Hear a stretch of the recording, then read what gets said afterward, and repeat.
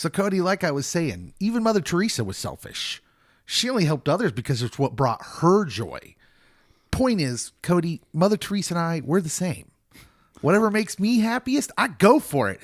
Just like that crazy nun. If I want to buy something, I buy it. If I want to go to Burger King and have 5 Whoppers, actually, I don't do that anymore. And I imagine neither does Mother Teresa. I imagine you're correct. Is that the greatest speech in television history? It's up there. I edited it, of course, to suit me. It's a great speech. We'll get to that. Michael Urie, character of Brian, delivering one of the amazing soliloquies in performance history. This is Pop Culture Pastor Watch-Alongs, and we are recapping and watching along with Shrinking, Season 3, Episode 9. Ooh, we're getting close to the end. Yeah, Daddy Issues. That's the name of this episode. Spot on. Yeah, they weren't trying to fool you with this one. Should we just get into it, or do you have anything you want to say off the top? Just know, this version of Jeff Daniels is Terms of Endearment Jeff Daniels. Oh, Jeff Daniels. Only us 80s kids will get that joke. Yes, us 80s kids. We start, as always, with the pre-credit cold open check-ins. Yes. And we get a weird flashback where sometimes these flashbacks, I'm not sure that it paints Tia in a positive light. Not positive. That's not the word I'm looking for. I don't know. She's kind of fruity. She's quirky. She's quirky. That's a better word for it. And I love it. She doesn't seem to mesh with Jimmy now, but that's all. She just seems weird and hippie-ish. And I mean that in a good way, not in like any negative connotation. Bohemian. Maybe that's the word I'm looking for. That's a better word. We get this flashback and they're on a hike in his memory, and she's acting strangely. And then kind of the episode opens with that blurring. And then we see the present where Jimmy is hiking with Liz and Gabby and Derek. Other Derek, I should say. On the trail, the group checks in on Gabby. She says she's feeling better. She's wearing her wild pants, and she isn't ready to go back to work yet. She needs another week. Jimmy's the one who asks, and then she's like, I'm still processing, Jimmy. And other Derek's like, she's processing stuff, Jimmy. They all gang up on him. Poor Jimmy. I don't think that he would be forcing her back to work. Yeah, and he wasn't being a jerk about it at all. Yeah. They were just having some fun with him. But it is kind of funny how everything gets dumped on Jimmy. You can feel the tension of everyone around her, though. They're trying to hold her up without pushing her too hard. But Jimmy, with Paul's prompting probably, is ready for Gabby to be back, especially driving Paul to get his acai, or as he calls it, akaya. Yes. Did I say it right? I don't even know if I said it right. Acai? Acai. That's it. So my wife and I have had this debate, and I just call it acai. Oh, okay. And she says it the correct way. Acai. Yes. Okay. Down at the food truck, Brian is hanging out with Alice, Marisol, and Sean well past his lunch hour. And clearly it's noticed of why he's just hanging out with the youngins. And they call him out to it. They call him out on it. He's clinging to his youth like a life raft. I'm not an old, he says. And Alice traps him by saying, finish the sentence, whoop. And there it is. Oh. Get you every time. That was a funny little scene. That's an ongoing bit. Them kind of pestering him about his age. Also, like, you're friends with Jimmy. You're old. Yeah. Alice asks if she should cut her hair before college, and Brian and Marisol enthusiastically are telling her all sorts of things to shave her head. That would be a choice. And it's a nice little breath of comedy, this whole scene, before kind of the heavier stuff of this episode starts moving in. Sean gets a call. He's officially been offered the sous chef position with Dre Thibodeau, which you have to say both his first and last name. He's a firstie and lastie. Yes. Rest in peace, Auntie. Yeah, his auntie. That was interesting. He's thrilled, but there's a problem. He hasn't told Jorge. You jabroni. His buddy who works the truck with him, who is in the military with him. And he's not ready to tell him yet as he's walking over because he saw them celebrating. And in an attempt to cover up, Brian makes up a lie of his baby saying her first words, which were obviously, Dada's so young. I love that Sean tells him, you still call it Czechoslovakia. And he's like, wait, why? What happened? That's a little geopolitical humor. It is. 90s geopolitical humor. And I was here for it. Yeah, it was great. We go to Paul and at the office. Actually, just Sofi and Jimmy at first, because Sofi stops by. She just pops in. She says she's there because her Pilates studio is across the street. Sure, Sofi, sure. Do you believe her? Yes, but also she might have gone to Pilates that day just to see Jimmy. Yeah. It's a cute little excuse to show that she and Jimmy are moving pretty quickly, I think, is what we're supposed to gather. Yes, hanging out, going to each other's works. They're clearly in that early glow of a great relationship, that early feeling when you really like a person and you first start hanging around them more than, just like a couple days a week. And she wants to hang tonight, but Jimmy's dad is coming into town. And Sofi kind of angles for the invite. I find that her character's good at that. She's a little too pushy for me. Yeah, she has this subtle way of trying to get what she wants without really appearing to look like she gets what she wants, but I think Jimmy reads it. And she's like, you already met my ex-husband and kid. And it's just starting to get a little awkward when Paul comes in. And Paul and Sofi have a cute little interchange as she and Jimmy make fun of his pimp hat. Poor Paul. That he is wearing for no particular reason. He always wears hats out and about. It's the cane with the hat that sends it to that level. She leaves and Paul asks for a little credit on him prompting Jimmy to get back out there, which Paul has a couple moments in this episode where he's a little over the line and you're like, okay, Paul, you're getting on my nerves a little bit. I actually didn't feel that with him, especially in this moment, because in this moment, he does a roundabout way of doing the I told you so without actually saying the words I told you so. Yeah. In therapeutic circles, you definitely want to acknowledge the growth that you've made, because Jimmy at that wedding, he ain't looking for a date or a romantic partner. He already had the best. He was done. He was ready to just die alone. And so now he can look back and be like, oh, there has been some change in that. Yeah. And to be fair, Paul says, I'm proud of you. Keep being brave. He ends it nicely. That's what stood out to me with Paul this episode is the I'm proud of you moments. Because there are a few of those.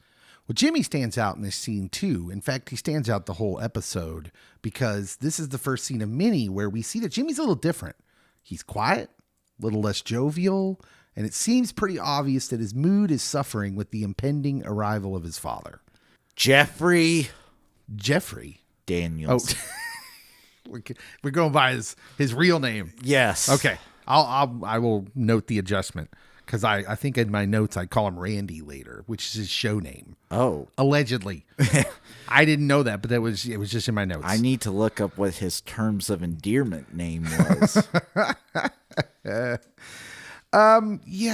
Paul asked Jimmy when Gabby's going to come back. And Jimmy relays that she needs more time, and Paul decides he's going to handle this himself. He's not waiting around. He's going to drag her back to work. And Jimmy responds by saying, that's what a pimp would say. That is. We get this little scene with Jimmy's dad, Derek, Alice, and Summer. Derek is obviously just enamored with Jimmy's dad. I wish you were my dad, he says. Which, isn't that always the case?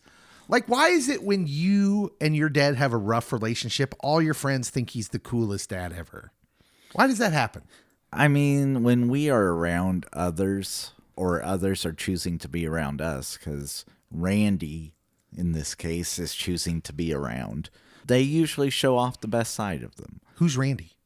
I'm messing with you. His character's name was Flap. We're just going to call him all the names. In terms of endearment.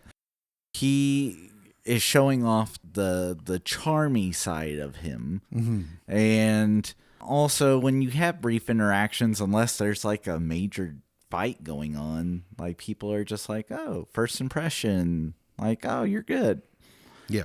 Even if you're not good. We get the first moment of like some parallelism too, because we just had that scene where I mentioned Paul like is kind of goofing with him a little bit and taking credit for him getting back out there. Then we get this story in this scene where Jimmy's dad tells a story of basically irresponsibility, taking a 7-year-old to a Billy Joel concert and also taking credit for Jimmy's piano playing. So we get this interesting parallelism, but without the real affirmation at the end like Paul did. Yes. And then Summer tells an Ed Sheeran concert story and something about redheads trying to pass them off as Ed Sheeran's family. I LOL'd at that part. I also LOL'd at Jimmy's dad's obvious hatred of Summer. Yes.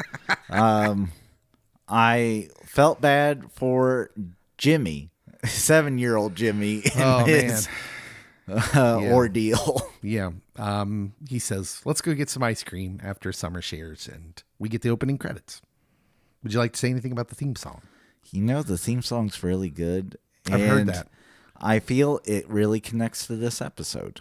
Yeah. Especially where Jimmy ends. It's amazing how that happens. It is. But it can't be the song of the episode. Shockingly, it rarely is. We go to this little scene with Jimmy and Alice, and Jimmy's dad announces he has a car project. He's got to go pick up this car, and he quickly excuses himself to go take a nap. And Alice says, I can tell it bothers you when other people like him. And he kind of says, yeah, he's got this easygoing charm that makes everyone in the room like him instantly, which is exactly Jimmy's problem with him, because he knows the charm is sort of a veneer. Yep. And yeah, so Alice is, for what it's worth, Alice maybe does the best, maybe of all the characters, of just kind of allowing everyone around her to be who they are without holding it against them this episode. Because she's trying to straddle the line of, her grandfather being her grandfather and wanting him around, but also her dad being kind of grouchy because of the grandfather and also wanting them to all be together. She's very mindful. She's in the moment. Yeah, she's playing peacemaker a lot this episode and trying to be the unifier. And poor girl, I don't know that it works very well. Don't know if it could work very well. No. We go to Paul and Gabby, and Paul kind of guilt trips Gabby here. She is expressing that it feels like she's going backwards. And he says, it's not going backwards to do something you excel at. So then he plays the retirement card and tells her it's his last week at the office. And this is her last chance to work alongside him. He's kind of laying it on thick, Cody. And it works. I do kind of agree. And you got to go case by case. But for some people, if they're gone too long, they won't actually return to that field. The burnout's too real. And especially after a trauma situation. So if she can get back into the groove of things and get her feet under her, the less likely it is to be a full-on trauma experience where, like, she's having traumatic flashbacks and issues. And so I get why he does it. It seems a little underhanded. You gotta play the cards you're dealt. Yeah, it's not all bad. To be fair, Cody's playing it balanced like he should. I'm going off later information that we haven't talked about yet. But to be fair, like Cody is, yeah, they need her to get back to work. She needs to get back to work. They know her best, and they're worried about her. They're worried about her not getting back up on the horse, to use Paul's code words. Yes. They talk about like how he's going to Zoom with her. This was one of the funnier parts of that scene. And even when he's in Connecticut, she'll have to come visit him sometimes. And she's like, I'm never going to Connecticut. That place is just white privilege and boat shoes.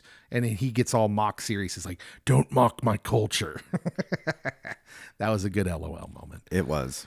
Yeah, we go to Sean. Sean tells Derek. Sean and Derek are talking.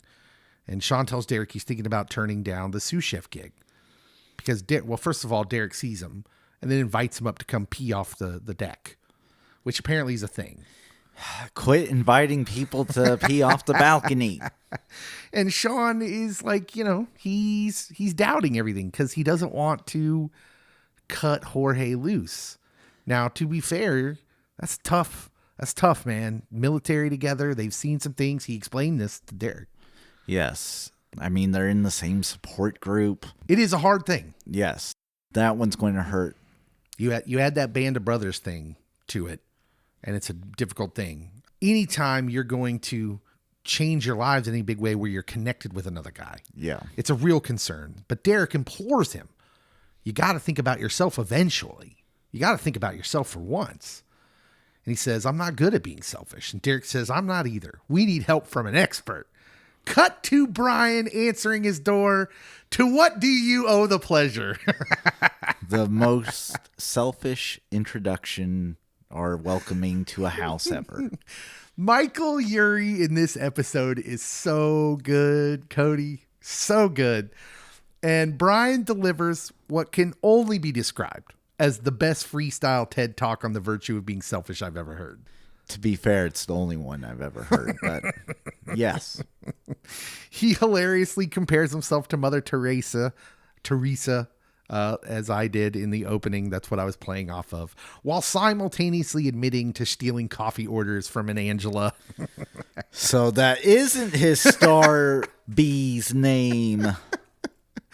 But he stumbles into a genuinely great thesis for this episode, Cody. How can I be good for anyone in my life if I'm not content with where I'm at? If I'm not happy with where I'm at in life?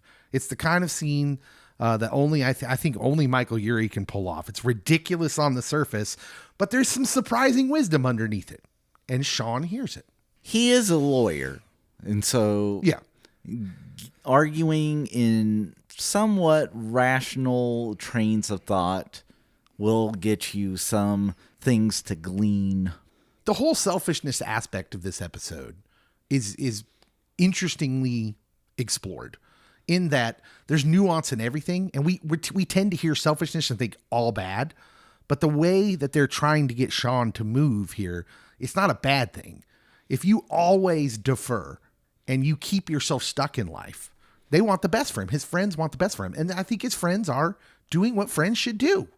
I was mixed on this one, and I'm not going to lie. Just because if he is content at this moment of life with owning a food truck, working with his good friend, making sure that his friend is employed in making a good living, this one I felt needed a pros and cons list. That's a really good point. I feel like there's some questions that could have been asked here. Like, can Jorge handle this on his own? Maybe hire him a helper. And maybe take out a loan and take a stake in the truck. I know it's a TV show and we got to get to the main story. So you might just skip over the, well, what are all the options moment. Yeah. Randy has bought a classic car. By classic, I mean 90s, which that hurts. I'm right with Brian on this one. I believe he said 1989. 1989. Yeah. You're classic, Cody. I am classic. Taylor Swift, Travis Kelce, and myself. Yeah, and he's going to fix it up. It's the car project he was telling Alice about, and the two of them are working on it when Sofi comes over. And Randy immediately takes to Sofi. They're cracking jokes, and he's telling stories about Jimmy's childhood. He tells a story about a Little League game where Jimmy hit a home run to win the championship. And Jimmy is just sort of tolerating all this. Like I said, Jason Segel does a great job in this episode because the difference in Jimmy is palpable. The whole episode. He just seems to be seething underneath, which is so unlike his character. But the stories, obviously, Randy is telling aren't the way Jimmy remembers them most of the time. He's remembering the B-sides, if you will. And Jimmy excuses himself. Sofi follows. She's sensing the tension. And again, she's doing this kind of subtle passive-aggressive thing to try and get things out of him. Especially once we get to the end of the episode and we see what happens. In hindsight, we're like, Soph, girlfriend, maybe we should tone down the passive aggressiveness and just let things be for a bit. It's okay to let things breathe. It's also okay for people to share when they want to share. And maybe this moment is not the time to share. Yeah. Jimmy explains to her how he didn't see him for 2 years after Tia died, after he gave this nice speech at her funeral, talking about how he's going to be there for him. But as Sofi points out, Jimmy's turned out pretty great. So Pops did something right. And she says maybe try to let go of the past. That was actually good advice at that moment. Gotta allow for people to change and grow. But also, it's fair to acknowledge that you have a well plotted out graph of this is what Dad's behavior is. Mm-hmm. And I think Jimmy's problem is he has a definite negative viewpoint whenever Dad's around. Yeah. Where just accepting Dad for who he is, that he's going to pop in whenever there's a car show within a 25-mile radius. He's going to wine and dine you for a little bit, and then he's going to leave you high and dry. But when you have those moments of whining and dining, enjoy them. Yeah. I did appreciate Sofi's view at the end, because I do think we live in a culture now that is especially hard on parents and encourages us to blame our parents and only see the negative, not the positive. We move on to Gabby. After a strong session with a patient, as in her return, Gabby is celebrating and she sees Paul in the kitchen, and she's actually entertains the idea of taking over his practice. She asks how it would work. Paul says he wants to hand it to her and share his knowledge with her. And Gabby agrees with conditions. He works around her schedule. He admits she has good ideas, and he takes her to a fancy sushi restaurant. It's playful and sweet, but here's the catch. Gabby is clearly reading this as Paul giving her a safe path, and she's interpreting, as she'll say later to Liz, that this offer is confirmation that he doesn't believe she can handle trauma work. That's how she's interpreting. It's a very nuanced scene. I had to watch it the second time to kind of pick it up, because when she goes and tells Liz that, I'm like, oh, is that what she got out of that? I mean, I get why she got it out of it, because that was her holdup for actually going back to work, was that she had opened herself up to this trauma center idea, and then something traumatic happens and she crumbles. Mm-hmm. So when Gabby tells Liz, Liz is clearly perturbed. Oh, Liz. Gabby says to Liz, it's clear he doesn't think I can do it. And Liz immediately recognizes what she thinks happening, which is Paul isn't protecting Gabby, he's protecting his own legacy. And Liz marches into Paul's office and just lays into him, Cody. And she tells him she understands his desire to leave something behind, but molding Gabby into a mini Paul CBT therapist when her dream is trauma work is selfish. It is. Liz invokes the covenant of the rock on Paul. Rude. And if he doesn't fix this, he's excommunicated, then does a triple mic drop and leaves. I was like, I don't know if you can do a triple, but she did. Paul tries to brush it all off in the moment, but you can see as the episode goes on that she's getting to him. Randy, the car Jimmy's dad, Randy's been fixing up, turns out it's a gift for Alice for graduation. Sweet gesture on the surface, except Jimmy already bought Alice a car for graduation. Tia's yellow Mini Cooper. Yep. And there's some awkward negotiation where they agree that Alice can keep both, one for home, one for college. And then what starts off as this really sweet scene where Jimmy actually looks like he's growing a little bit in the episode where he goes to thank his dad for being thoughtful and saying the right thing, saying he's glad his dad's going to be there for graduation. And then Randy drops it.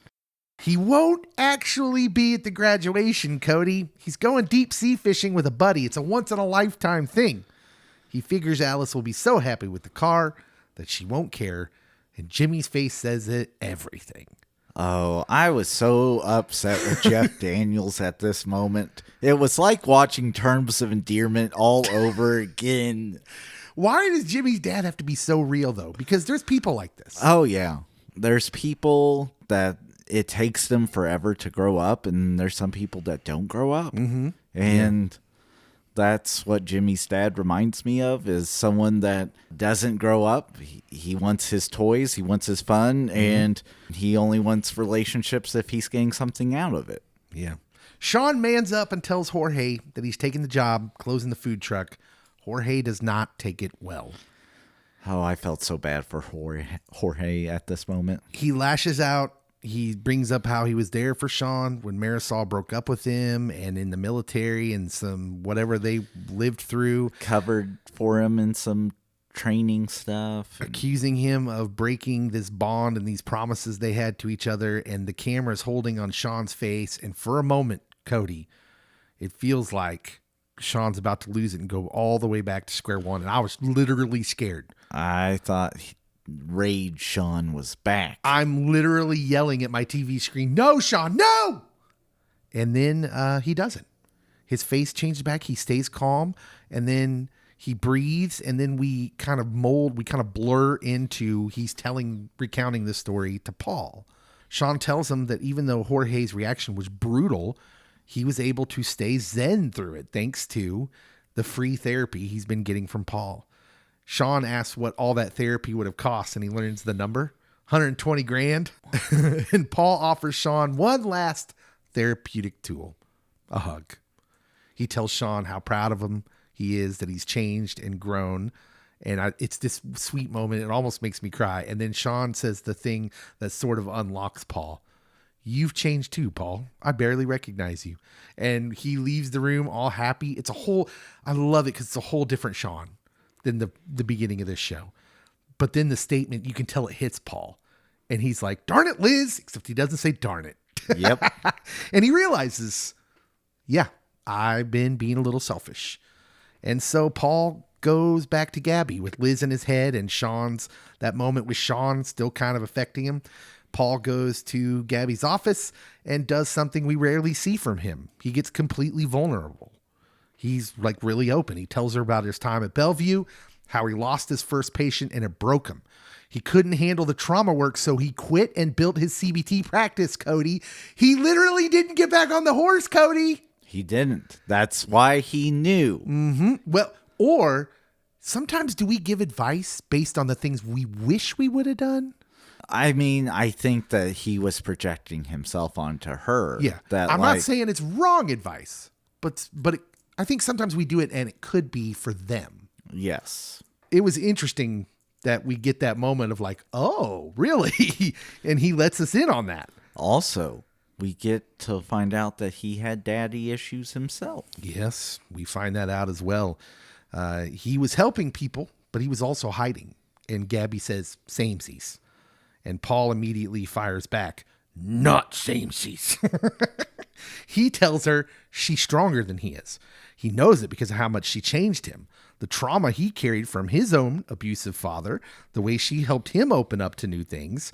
He sings in the car now. And then comes this line, "Gabby, you are my legacy." He tells her he'll still give her the practice, but under one new condition. She has to turn it into a trauma center. He'll make sure she has every tool she needs. And I think this scene is one of the best of the season. But now I have questions. Which are? What happens to James? Yeah, certainly that's a good question. I mean, he could work at a trauma center and he could be like a group breakout therapist. I think he would actually be good at that. But does he want to do that? Is he going to open his own practice? Is this going to create tension between him and Gabby? Because Paul is putting something big and major down in Gabby's life, and Jimmy, who has dad issues and views Paul as a dad mentor figure. Yeah. What's that going to do? Feels like this is all kind of conglomerating into a bad moment for Jimmy because things are about to get worse. Oh, James. As the group heads out for ice cream, Randy tells Jimmy privately that he knows he and Tia didn't always see eye to eye, but he gets good vibes from Sofi. Then he says Sofi might be actually a better fit for you than Tia was and pats him on the shoulder. Yeah. Jeff Daniels. You can actually see in this moment, I can actually see that like his dad's just dense. He didn't mean to hurt him, but he just does. And man, I know that feeling where you're trying so hard to understand like that wasn't his intent, but it was just so hurtful to you. I wanted to go all Chris Farley motivational speaker and tell Dad to shut his pie hole, but I did not. Those words are a grenade in Jimmy's current life. Yep. For a guy who's been working for 2.5 seasons to grieve his wife and move forward, hearing his own father say the new woman is an upgrade over the love of his life triggers exactly the sort of self-sabotage you might expect. Jimmy takes his anger out on Sofi during an argument. Well, he tries not to. He tries not to, but Sofi's doing the passive-aggressive things. Yes. Yeah. Sofi, to be fair, Sofi, again, does not handle it real well. But also, to be fair, these are the sort of things you work through when you've been in a steady relationship that's moving at a normal speed. Like, they were moving in warp drive, and they had their first major fight. Yeah. And Jimmy very understandably says, well, Tia and I just saw eye to eye on things, and my dad was a top 5 thing we saw eye to eye on. It's one of the things I loved about her. And then Sofi turns it around, says, I'm not a big fan of you throwing your dead wife in my face. She didn't use those words. I will use them for her. And Jimmy admits he's not ready for this. And that's good self-awareness. It might ruin a relationship, but... Yeah. Even though this doesn't go well, side theory, how much of this is a problem too because Dad likes her? That definitely does not play in Sofi's favor. Yeah. At any rate, it looks like they're done, at least for now. And she made it sound like the dead wife card was getting played nonstop. Yeah. And I'm like... It wasn't. It was just as soon as Dad brought up dead wife. Yeah. It's a painful, brutal, honest reminder that growth isn't always linear. Yes. Jimmy is going to have struggles. Yeah. I don't know if he would classify it as trauma, but he might. Past trauma with a parental figure, loss of a spouse, and trying to get back out into the world of dating, and that parental figure that you have issues with says something about the partner you lost and the current partner you have. It's just going to mess things up, all sorts of emotions, where like if Sofi would have given him space, maybe he reaches out to Paul, maybe he reaches out to Derek and Liz. He gets his group to talk, just because clearly him and Sofi aren't at that place yet. This is a real girl-guy thing too. Yes. You see, by and large, girls, women, females are ones that want to talk through the problems immediately, where men need time. They need time to let their anger dissipate so they can talk about it more balanced. And most men know that. And so that conflicts a lot. Yes. And my wife and I, we had to work through that because I would want to go take a walk when I was angry and then come back and talk. And my wife wasn't down with that. The shrinking word of the day, though, Cody, is selfishness. Mm-hmm. This episode explores the nuance of when it might be good to make sure you're getting yourself in a good place. Every storyline in this episode orbits the question of when selfishness is destructive and when it's necessary. We have Brian's TED Talk framing it as a virtue. Take care of yourself first so you can be good for others. Sean applies the lesson by choosing his career over Jorge's current situation and comfort. Paul initially acts sort of selfishly by trying to make Gabby his CBT successor. Then he flips it by selflessly giving her the practice for her dream. And Randy, Jeff Daniels, he's the cautionary tale. A man so committed to his own comfort that he'll skip his granddaughter's graduation for a fishing trip without a second thought. It's just a high school graduation. That's what he says. Jimmy's tragedy is that he can't tell the difference between healthy selfishness and his father's version right now. So he destroys something good kind of out of reflex. Song of the episode, Cody. The theme song. Co-song of the episode, Cody. Plays over the end credits. You're going to love this story, though. I promise. The story is going to make up for this one. Song called Right Now by Rosie Golan. This one, the backstory is almost too perfect.